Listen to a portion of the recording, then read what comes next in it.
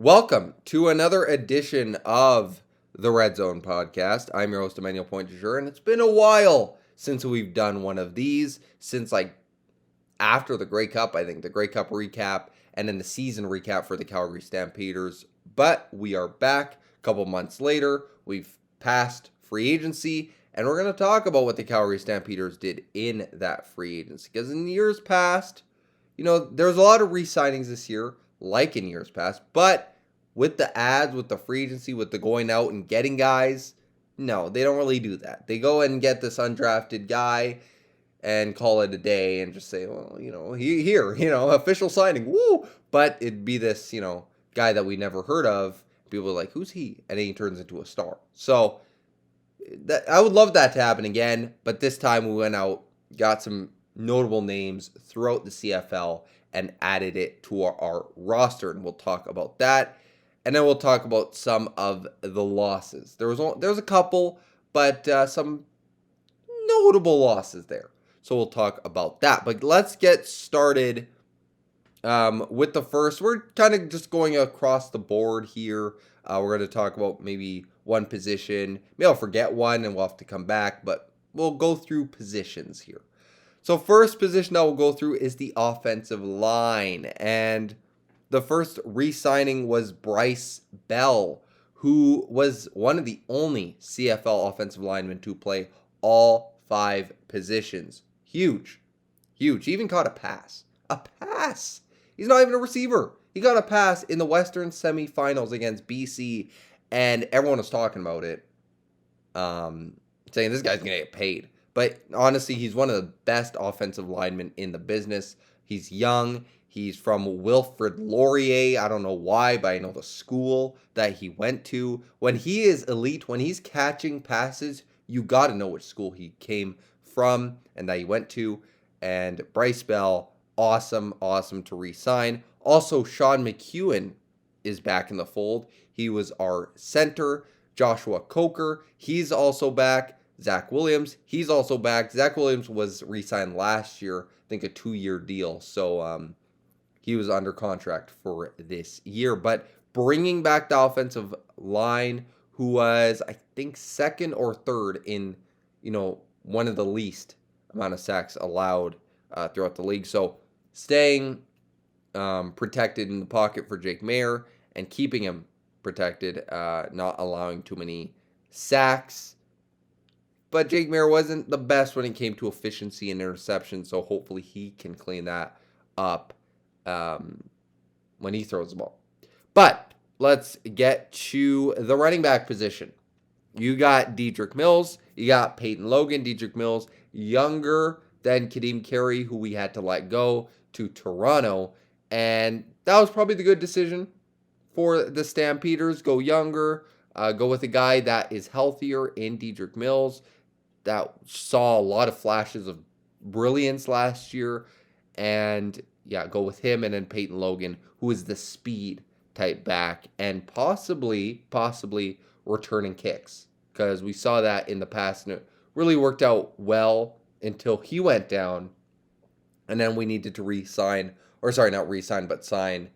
Tommy Lee Lewis, who I haven't heard much of if we're going to re-sign him, if he'll be back on the team, but it looks like probably not, because I didn't see him on the free agency list, but it doesn't seem like he's on the team. So we're probably not bringing him back.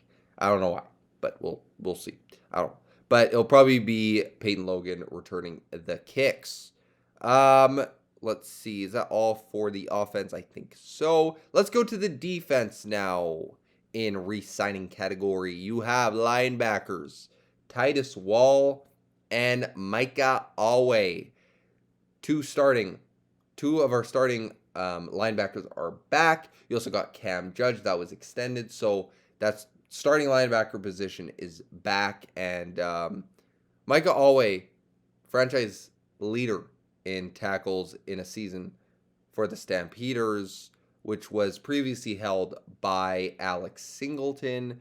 So great for him. He had an awesome year last year, and it was very, very important to bring him back.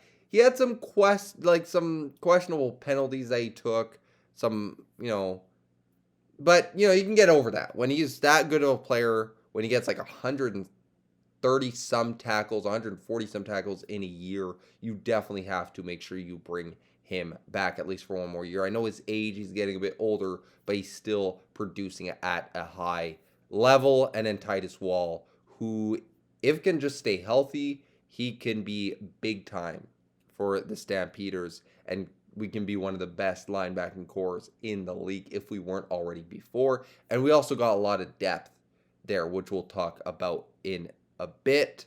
And then defensive backs, you got Brandon Dozier and Nick Stats, who also are back. We struggled in that defensive back room last year, struggled on deep balls.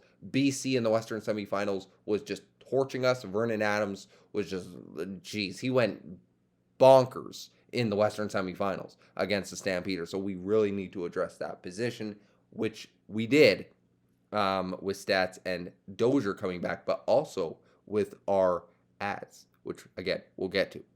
Just wait, just hold on. We're getting there.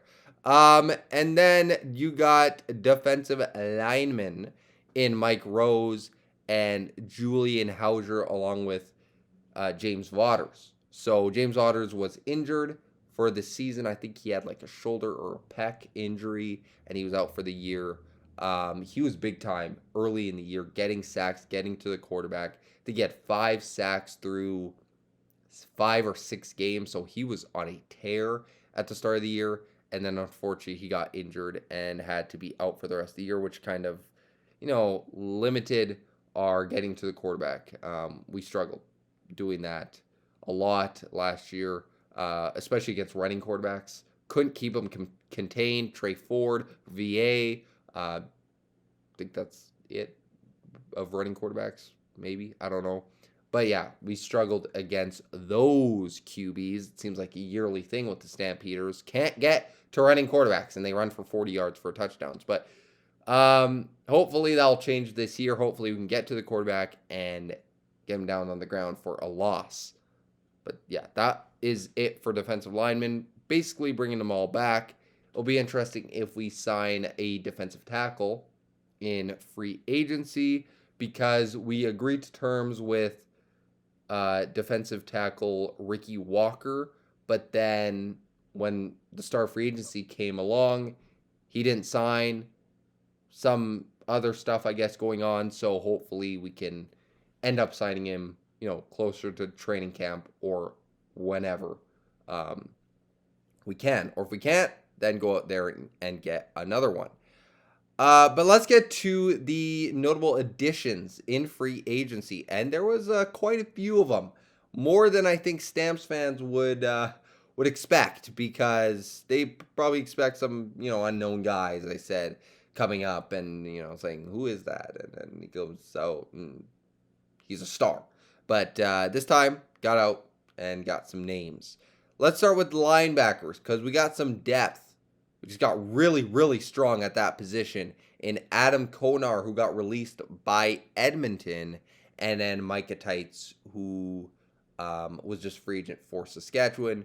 And those were 2 starting linebackers last year. So very, very, very nice signings there. We'll back up our already strong linebacking core. That's just crazy that you have 2 starting linebackers backing up. That's ridiculous. So that's going to be a very strong point for us this year. It's going to be the linebacker room. Then you got Matthew Schultz signing as a backup quarterback. We'll see if there is some competition there. Maybe there is not, but we'll see if Matthew Schultz can compete for the starting spot if Jake Mayer doesn't show up in camp. Hopefully Jake Mayer can take that next step that we saw kind of step back last year in 2023, and see if there's some competition there, because Matthew Schultz, he can run, which we haven't had a lot of running quarterbacks. Tommy Stevens obviously being our short yardage QB. It'll be interesting where Matthew Schultz, if he can compete there for the starting position.